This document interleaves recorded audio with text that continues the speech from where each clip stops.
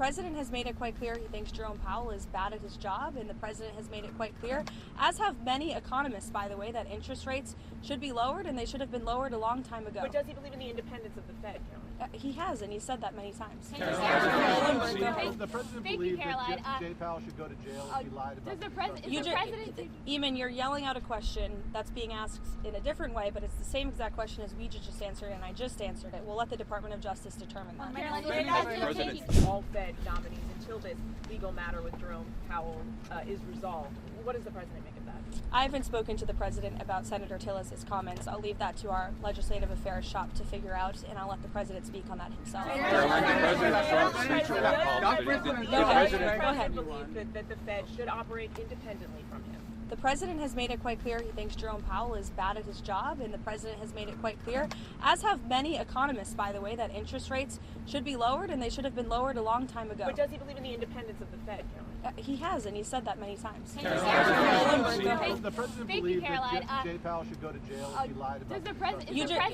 Eamon, you're yelling out a question that's being asked in a different way, but it's the same exact question as we just answered, and I just answered it. We'll let the Department of Justice determine that. Taking airstrikes off the table in Iran, and does he believe there's a potential path to end the protest there without military action?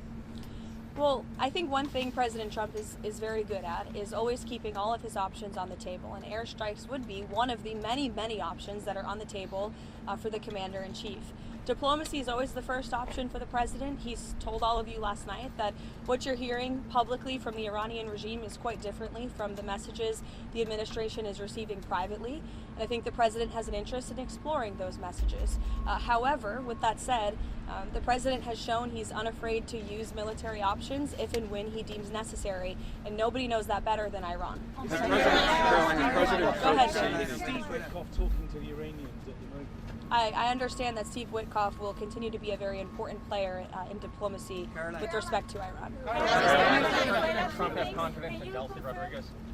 I think the last week has shown that the president made the right, realistic assessment of what needed to take place in Venezuela at this moment in time. And the interim authorities and Delcy Rodriguez and her team have been very cooperative with the United States and the president and his team, as evidenced by the massive energy deal that the president was able to cut with the interim authorities, their commitment to release Venezuelan political prisoners, which we also saw last week. So we've seen a great level of cooperation, and the president expects that to continue. Go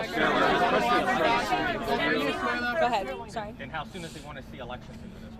I think right now it's still too soon to say, and I don't want to set a deadline for the president. Was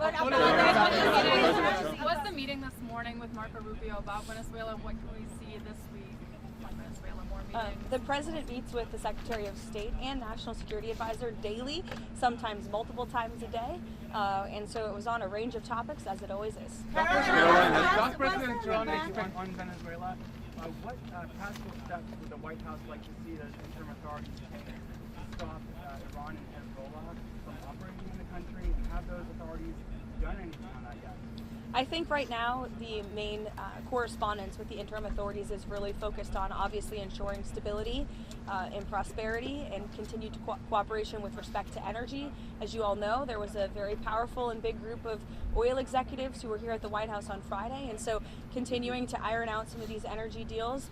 We also have made it very clear, the president's made it very clear, that we don't want to see any more jug boats sailing from Venezuela towards the United States of America, which we have not, frankly, in the last week. President's also made it very clear that only oil tankers that are approved by the United States of America will be flowing from Venezuela, and we will continue to seize ships that are stateless or that are not approved for commerce by the United States.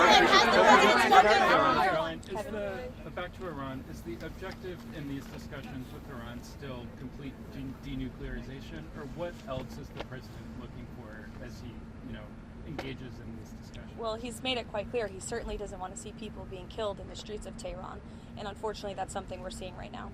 Kelly. Has Witkoff spoken with Iranian officials? I'll get to you, don't worry. Has Witkoff spoken with Iranian officials today, and has President Trump spoken with Elon Musk about the internet situation there as well? I understand he has spoken to Elon about that, yes. He talked to all of you about that on the plane last night. What was your first question, Kelly? Has Witkoff spoken with Iranian officials today? Could you give any updates on those conversations? I haven't spoken with Mr. Witkoff today about that, but we can certainly get you an answer. Archbishop Coakley is here. President Yes, Trump is meeting with Archbishop It's of Coakley. great interest to you, I'm sure. Absolutely, and they may be speaking as we're speaking. Can you give us a preview of what they'll be talking about, or will there be a readout as well after they're done of what they discuss? I can see if the president will provide you a readout. How's that? Yep, sounds good. And also, President Trump, has he seen the video put out by Jerome Powell on Sunday? And if so, what's his reaction? That video was put out after I was with the president when Air Force One landed last night, I believe. So I was no longer with him when that video came out. I don't know if he's seen it or not. Does the president have a dateline, a timeline? No, he has not set a timeline, but it's definitely a priority for him. She's asking about Greenland, and I think the president was very clear last night. He said that he wants to see the United States acquire Greenland because he feels that if we do not, then it will eventually be acquired or even perhaps hostily taken over by either China or Russia, which is not a good thing for the United States or for Europe or for Greenland as well. Let's not forget, it would not just be in the best interest of the United States, but perhaps it would be in the best interest of Greenland as well to be part of the United States and protected by the United States. I can't even finish my answer. Everybody's screaming. Go ahead, Monica. What did the president mean the last night when he said that Iran had called to negotiate and that there may be a meeting that is set up? I mean, what else do you want me to explain by that? Who called and who would be a part of that? There was an official from the Iranian government, I believe it was reported earlier, that reached out to a member of the president's very close team, Special Envoy Witkoff, expressing a far different tone than what you're seeing publicly. About the meeting on Thursday, Secretary Kristi Noem has been front and center in response to this ICE video. Is the president satisfied with her efforts there and all of her media interviews? Yes, 100%.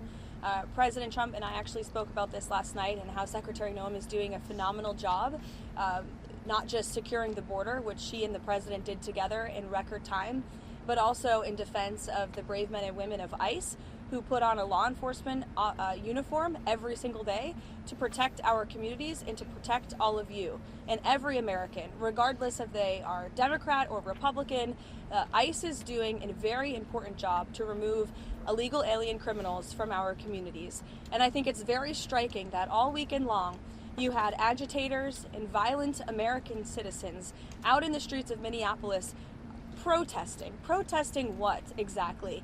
Apparently they are protesting the removal of heinous murderers and rapists and criminals from a city that I can guarantee you, when you look at the list of the illegal criminals that ICE is removing from our communities every day, not a single person in those protests and not a single person standing here that works in the mainstream media in Washington, D.C. would want those individuals in your neighborhood, in your community, around your children and around your families. Wow. ICE is doing an incredibly important job that's not just important to our homeland security, but our national security. And this administration will continue to stand wholeheartedly by the brave men and women of ICE, including that officer in Minneapolis who was absolutely justified in using self-defense against a lunatic who was part of a group, an organized group, to interject and to impede on law enforcement operations. And it's disgusting what we have seen from the left.